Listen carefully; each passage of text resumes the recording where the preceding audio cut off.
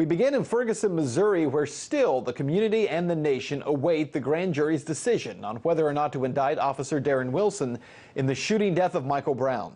I was joined earlier by RT correspondent Alexey Yaroshevsky in Ferguson. I asked him if the grand jury decision to indict Officer Wilson will happen on Friday evening.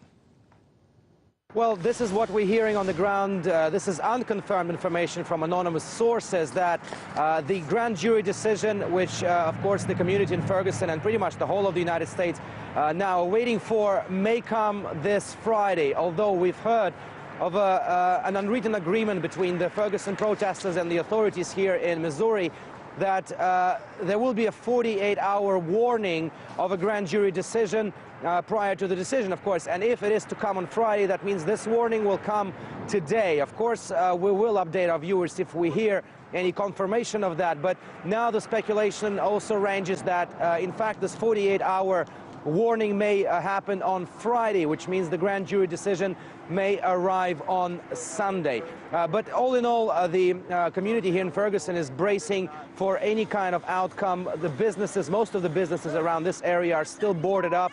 People are not taking any chances. In case violence breaks out again in Ferguson, they want to stay protected.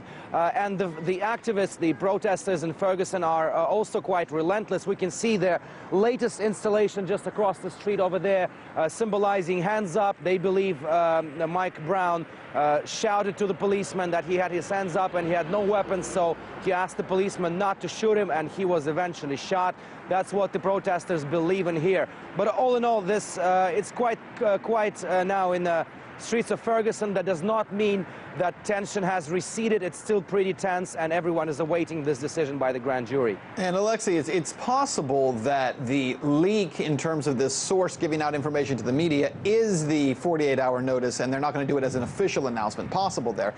When I was in Ferguson last week, I continually heard reports of federal agents who were in the area. Apparently, there was a hotel employee who spotted a building up of Homeland Security vehicles inside of a hotel parking garage.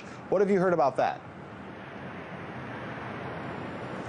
Well, Ben, the previously quiet community of Ferguson is now surrounded by a lot of different news flashes, and this is just one of them, but a rather scandalous one as well. Mark Parfit, a retired Navy serviceman, apparently was fired by a hotel, a part of a chain of the hotels across the United States, working here in Ferguson, for taking pictures of what looked like several dozen of Department of Homeland Security cars parked in the parking lot of that hotel. According to Mark, the manager of the hotel called him and said that he was a terrorist and that his contract was terminated with an immediate force. The person, Mark, is now actively campaigning against this hotel. We tried to get in touch with him so he could tell his story in more detail, but so far he has not replied.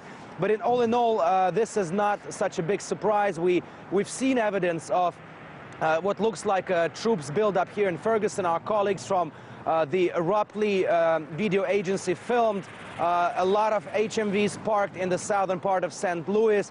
We tried to find any of those vehicles or any evidence of massive police or military buildup, National Guard buildup here in Ferguson. We haven't seen anything so far, but of course that does not mean they're not here. They could be stationed up in some locations undisclosed to the public.